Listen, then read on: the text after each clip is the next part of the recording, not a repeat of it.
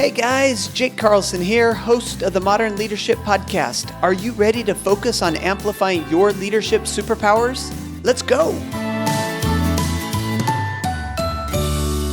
Good morning, my friends and fellow elite achievers. Welcome to Modern Leadership, the podcast where each week we sit down with authors, entrepreneurs, and leaders to explore their journey, diving into the ups, their downs, and ultimately the lessons they learned along the way.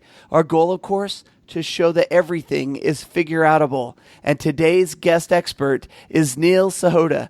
Neil is an IBM Master Inventor, United Nations AI subject matter expert, professor at UC Irvine, and globally recognized speaker and author. He is the founding member of the UN's Artificial Intelligence for Social Good Committee. He is also the author of Own the A.I. Revolution, providing a future-forward look at AI, focusing on how businesses can use it to commercialize while doing good in the world. We are here to talk about ways that we can harness the power of AI for its social good. Neil, it's a pleasure to have you on the podcast. Welcome. Thanks, Jake. It's awesome to be here. Thank you for having me on. Boy, I tell you, just going through that little bit of a bio, it's just you have done some amazing things, and I want to jump into all of them. But before we do, give us just a little background. Who is Neil? Neil. Well, Neil apparently is a busy guy. I'm just the kind of guy that wants to leave the world at least as good as, if not better than I found it. I really feel lucky in life that I've had some good support, some good mentors that, have helped, guide me, open doors, and, be, lack of a better word, I guess, an innovator, but help bring positive change to the world. And I just want to be the kind of guy that can help, the next generation and future generations do the same. Well, you picked an interesting direction to go, this artificial intelligence, and then combining it with social good and the importance of that. And so tell me, kind of if you were to rewind the clock a little bit, how did you get interested in this concept, this idea of artificial intelligence? Total accident, Jake. Because I'm always the kind of guy that wants to try and solve the problem generally, not just like the specific one at hand. I've developed a lot of intellectual property over the years, and about 12, 14 years ago, business intelligence was really taking off. We had all these great IT tools that allowed us to collect data, store it, slice and dice it, create cool reports. And working with clients, they would say it's amazing what the machine is telling me, and I'm trying to explain to them the machine's not really telling you anything. All right, it's just helping you sift through the data. But I'm like, could the machine tell you something? Could the machine actually try and figure something out? And so I started embarking and developing, things around what I was calling enterprise intelligence. And that would eventually morph into the research along machine learning and artificial intelligence. And, next thing I know, I'm working on IBM Watson before there was a Watson. So tell us how you got involved. Go back just a little bit further. And before you became IBM Master Inventor, where'd you go to school and what did you study? Interesting question, because I went to UC Irvine, and I actually have degrees in computer science, but also political science. Oh, interesting. Yeah, because I believe that technology is a tool, but people is actually the most important piece, right? It's not enough to have a great idea. You have to be able to get people's buy-in, get motivation, convince people to, lack of a better word, do the work and try and make something successful. And I was probably inspired by the story of Kodak, or maybe it's the failure of Kodak, in that, they were the kings of film for 100 years. And, the digital camera wound up being their undoing. But if the person that invented the digital camera was a guy named Steve Sassoon, he was a Kodak engineer. And he invented it, I think, in 1976. So they had the technology 20 years before anybody else. But they decided not to pursue it. Part of it was probably a lot of R&D investment to make it, more usable, cost efficient. But also because they were, I think, worried about cannibalizing the film business if they were to do this. And, we can look back today and say that was a bit short-sighted thinking. But I can't help but think, not really knowing Steve or anything like that, I wonder if he was a better politician, so to speak, could he have convinced his leadership to buy into this and pursued it? Because if he had, we probably all have Kodak phones today. You know, it's really interesting to kind of look at that and also to think about this idea of you saying, there's something I can get from computer science, but there's something I need through political science. And I'm thinking a lot of people in your shoes would go the business route, right? Get a general in business administration or something like that, because there's this perception that that's the direction we go if we want to learn how to lead people, if we want to manage. Maybe we go into organizational development or something like that. What was it about political science at the time that really opened your eyes that said, this is not just a political thing or understanding kind of history, but really this could be the future of leadership? That's an interesting question. I've never really thought about it. I'm not sure what clicked. I just remember from a young age, probably even young as 4 or 5, and watching some of the elections going on at the time, that these guys seem to be really good at like inspiring people, motivating people, maybe spinning people. But I somehow it's just clicked in my head that idea is not enough. The messaging, the motivation, the inspiration is really important. And if you think about people, process, technology, people is usually the more complicated challenge to tackle. We're interesting beings, so to speak. And for whatever reason, even growing up, I was always interested in politics. But when I started taking classes, I think it really started clicking to me that this is more than just a school of thought and an office. This is really more about how you can effectively engage people. Yeah, as you talk and as I think through this, it's very fascinating. I'm a big believer that as we create different experiences for ourselves and we take those experiences to work with us, no matter what we're working in or on or through or who, these are the things that we can add perspective. We can add a little bit of differences. And I can't help but as you talk about that, think about Steve Jobs when he was up at Reed College and he's dropping in on the calligraphy class. And who would have thought that was a great idea? Right. And yet he credits it to being the success of Apple because that was what made them distinguish from, Big Blue. And so, I want to shift gears just a little bit, Neil, and talk about artificial intelligence itself. What is it? And do we have a misperception of what it is and what it can do? And most importantly, what I want to eventually ask you about is, should we be afraid of it? Well, great questions. On what is it? It's a bit of a moving target. Our definition tends to evolve over time.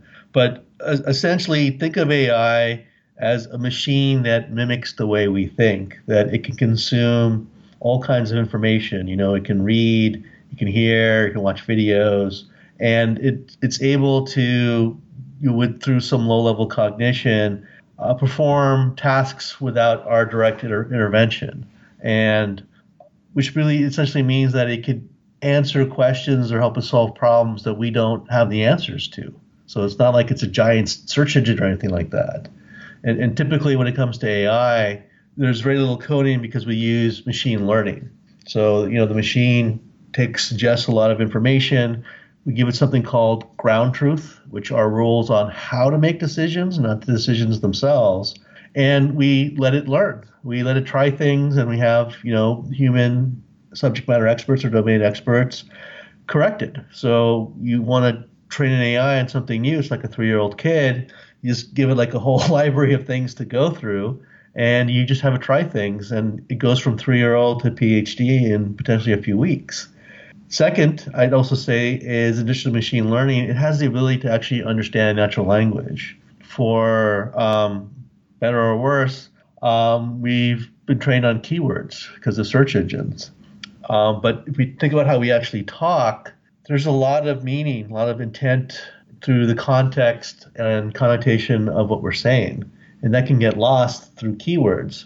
So like if I were saying like, hey, I'm feeling blue because it's raining cats and dogs, most people understand my colloquialism, my slang here. And for a machine, that's really troublesome because they're like, wait, is Neil suddenly physically the color blue because small animals are falling from the sky? I mean, that totally compute, right? But with AI, it's not looking at keywords. It's looking at syntax, grammar, and the conversation as a whole. And so we'd actually be able to recognize that, saying that Neil's not trying to say literal things. Neil's really saying that he's feeling down because it's raining crazy hard. And that's a powerful thing for a machine. It's something we take for granted, but that's something really powerful for machines. Well, and I would imagine that 12 or 14 years ago, as you started to get interested and involved in this was maybe on the horizon. This was something that was out there a little bit. And because of the speed and rate of technology and the way things are happening, that over the last 12 to 14 years, I imagine that you've seen this actually start to happen really quickly. As you talk, I can't help but think of Siri and Alexa and all of these machines now that we can talk to. And what you're talking about is the backside of that. They can understand what we're saying, because even now I get frustrated with Siri because she's not quite sure what I'm talking about. Mostly it's because she doesn't understand my accent or my slang or whatever I say. But is that kind of what you're talking about? Yeah, that's what we're moving towards is, think of it engaging with machines through conversation.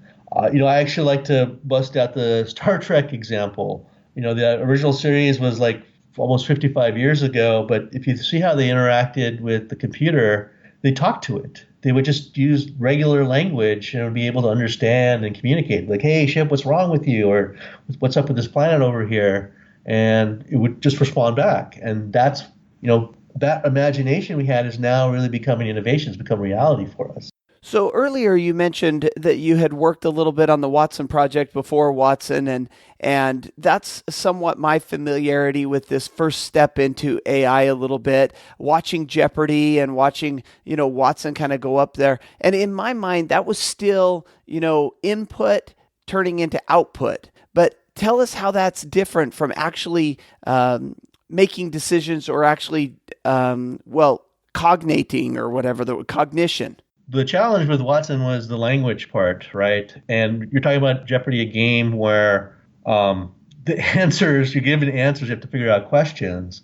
But the game itself is more than just providing the question. There's a strategy involved with it. So based on at any point in the game, how much money you have, how much money your opponents have, how much clues are left, how much time, how many daily doubles plays a role. And if you actually watch the Jeopardy tournament, I believe it was on the second night, you'll see that in the second round, like Watson is frantically trying to find that last daily double because it knows that if it can find it, it could actually block the other two players from gaining enough money to try and beat it.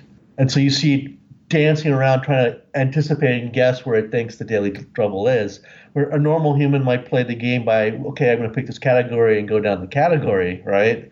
Watson is actually just trying to figure out, okay, I want to find the daily double. I don't care about the category. I don't care about the amount of money. I want to find that daily double. And so that is more of like a decision Watson made to say that right now, at this point in the game, it's critical for me to find that daily double. Well, it's interesting. All these years later, this last summer, the guy who made the most money on Jeopardy, who was winning all those times in a row, he kind of played that same strategy, right? I mean, he didn't go straight down categories. He bounced around. He looked for the daily doubles. He knew when to take risks, and he kind of credited his days of counting cards or playing, some of these games of cards. How would Watson be in like a casino? That would be interesting. It'd be interesting to see if Watson would have access to cameras so he could read body language, because that would definitely be an advantage. But there's another AI or machine learning out there. I can't remember the name of it, unfortunately, that actually does play poker, and it can't see the other players. It just knows its cards and whatever cards are exposed. And it actually hands down beats people because it actually learned that, like, if you're playing Texas Hold'em, the way to win is just to be aggressive. And so it just would bully its way to victory. It would bluff, would do all these things, but it would come so over the top on the betting that it would freak people out and they would wind up folding or, just giving up. Well, I think that statement leads to the question that I'm very curious about. You said that, the computer would kind of bully itself to victory because it doesn't have the emotions. It doesn't think about social niceties and things like that. It just kind of goes. And tying that into something you said earlier, which is right now we're looking at low level cognition, maybe like a third grader. or like a 3-year-old. But what happens as that level of cognition goes way up? And yet we have these machines that have, they're making decisions based on the outcome that they want to affect without recognizing the impact that it has on the emotions of other people or social niceties. That's a really important point, Jake, because the machines can only do what we've taught them to do. And so if we don't teach them these things, then it's not going to be a consideration. We always talk about the trolley problem with like self-driving cars. If there's suddenly a situation and it has to, kill one of two people, who does it kill, right? Do we base that on age, gender, likelihood of surviving, whatever it is? It's not an easy question. There's so many combinations. And we can't just expect the machine to be able to figure it out because it can't. We haven't figured out a way to teach morality and these other things to it. A really simple example of this is, Google Brain was playing around with this game, and you could only do one or two things every round. You could either build your city, or you could attack the other guy. And if you attack the other guy, you prevent them from building their city.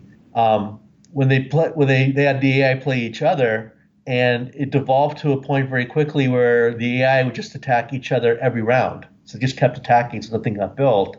Because it decided that was the optimal strategy, that I'll just prevent the other guy from winning. But they never realized they have to teach the AI the importance of actually winning the game. You can't actually win the game without finishing the city.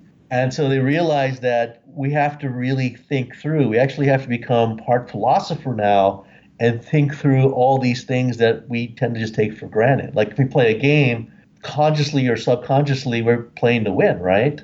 But now we actually have to explain that to the machine, that the objective of playing this game is to actually win the game. So we actually have to be very explicit in some of these things. Yeah, and I think it's really fascinating as we talk about like the process that you and some of these other inventors go through as they have to think through these different steps, things that we may take for granted. But ultimately, what I'm concerned about, maybe I shouldn't be, but I want to ask you the matrix problem. Are we going to end up as batteries for the computers in the future? I don't believe in that. I don't believe in the Matrix future. I don't believe in the Terminator future.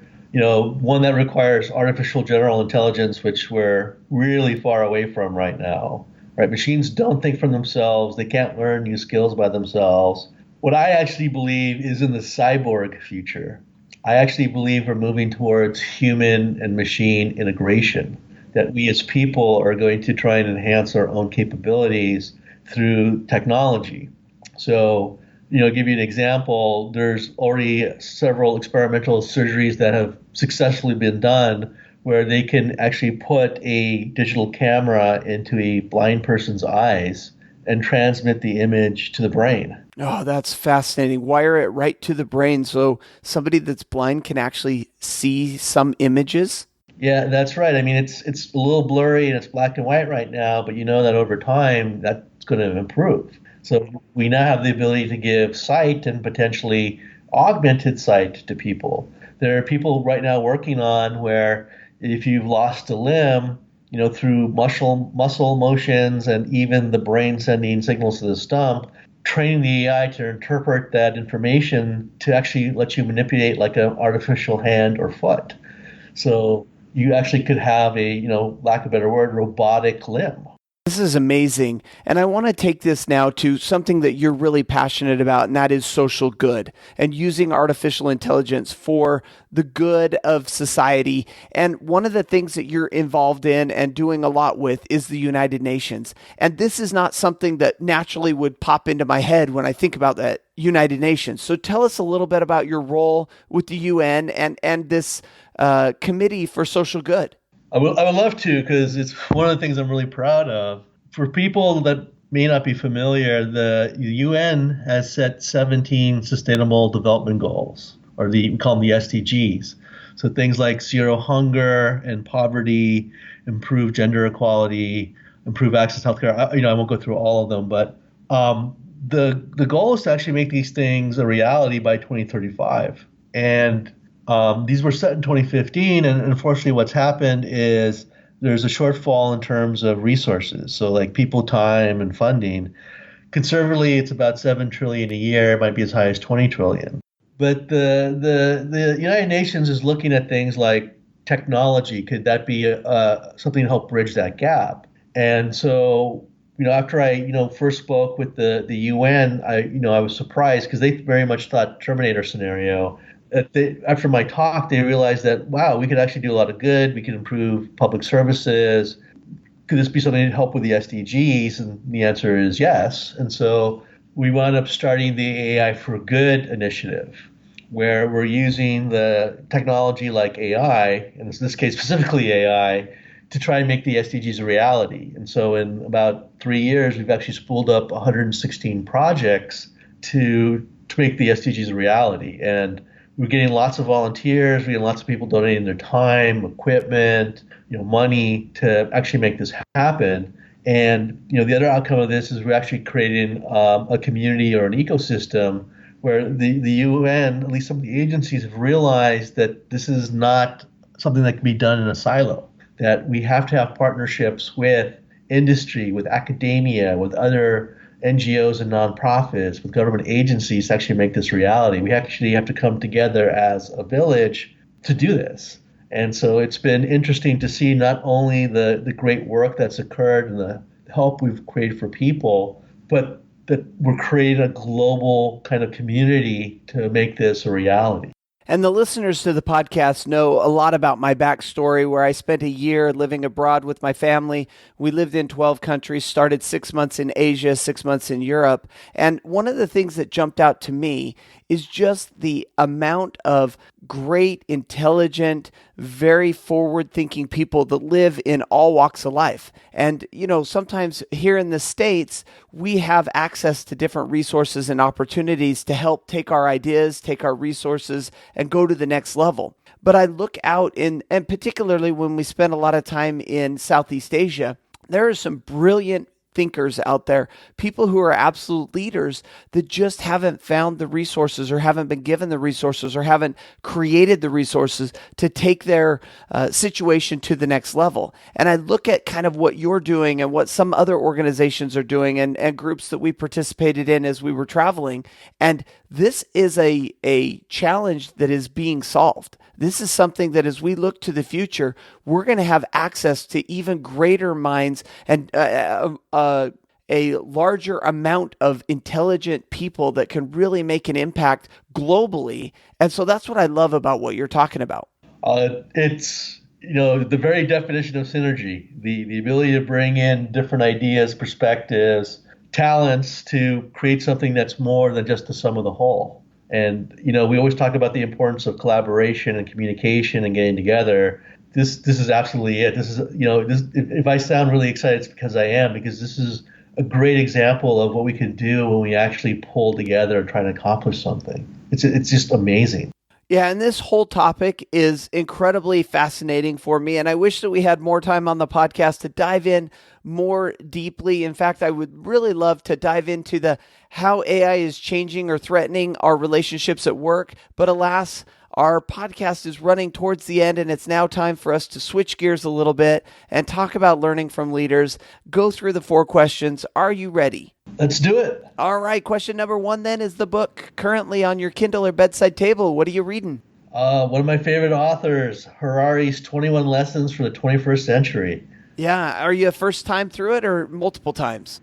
I'm going through it for the first time. I swear, I feel like Harari was really from the future. He tends to be so spot on with his observations. Yeah, fascinating. All right. Our second question then is your leadership superpower.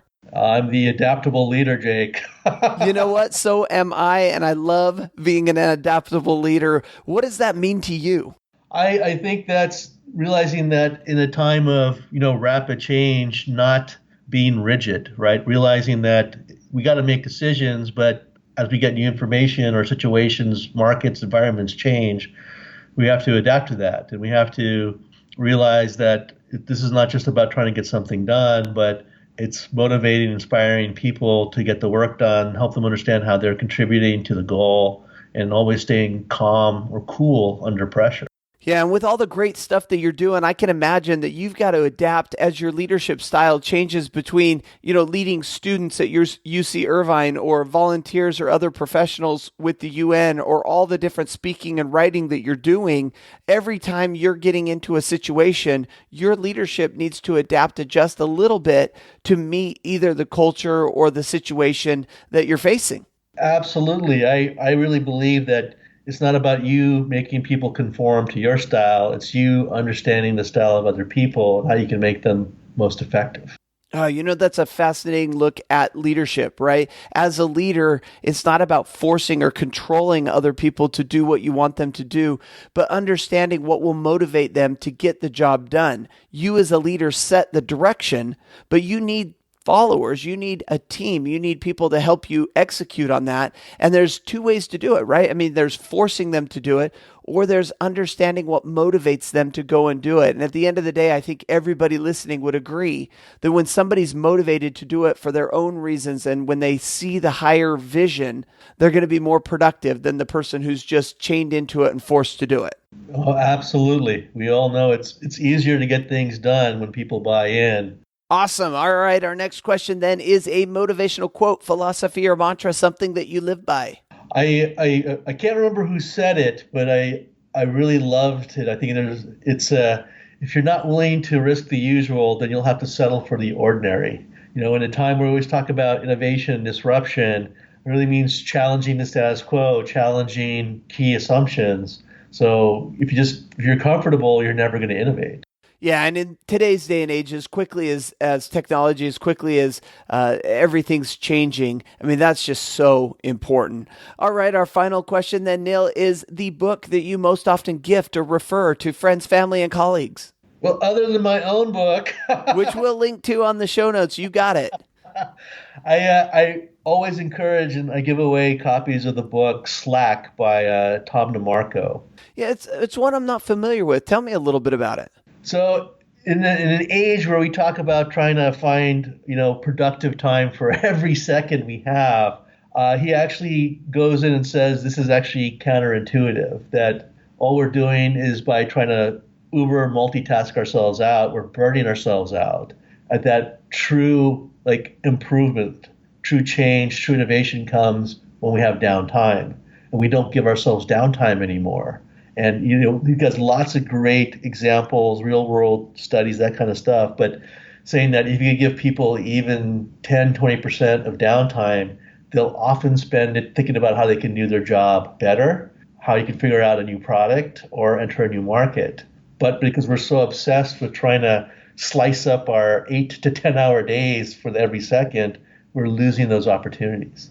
I love this idea. I've got to pick up a copy of the book because I have been banging this drum for a long time, Neil, that I think the leadership crisis that we're heading into as a society is the fact that leaders no longer have time to be still.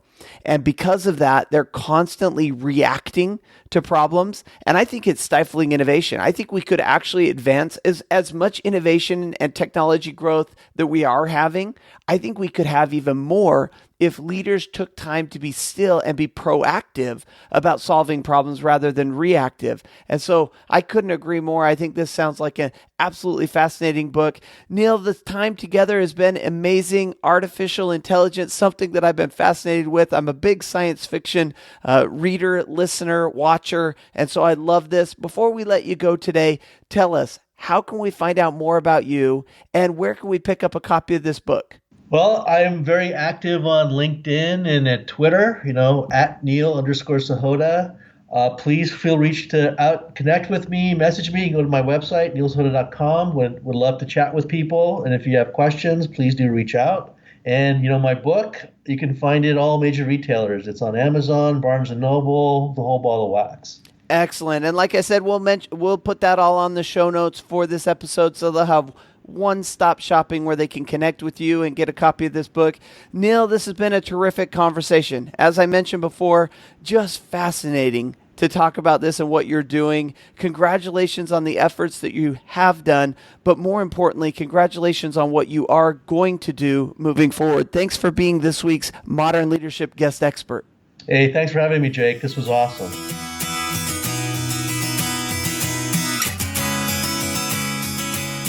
All right, my friends, and a big thank you to Neil for coming on and talking with us about AI. Especially thank you, Neil, for telling us that I don't have to worry about the Matrix. As I mentioned on the show, big science fiction fan here, reader, listener, watcher of science fiction. I love it all. And this is a topic that's been so fascinating to me. A little bit different from what we usually talk about on this podcast, right? Business lessons, business decisions, how to be better leaders. But I look at this as something that is going to be in our future. Not just the future of leaders, although leaders will have the opportunity to A, be first adapters, and B, use these resources, use this artificial intelligence to create better products, to create better services, to really lead your teams better. And the future is brighter than it ever has been before. I'm so excited for the opportunities that AI adds into our society. A fascinating topic. After we hung up or stopped the recording a little bit, we got talking about our human drive for completion, our desire to make sure we get to the end of things. And as we come up on the end here, I just want to remind you that everything we talked about, including how to get Neil's book and his book recommendations, his quote, his philosophy, everything that we talked about on the show notes for this episode, jakeacarlson.com/ML161, episode 161. And until next week, I want to wish you the very best of days, an even better life. And remember, everything is figure-outable.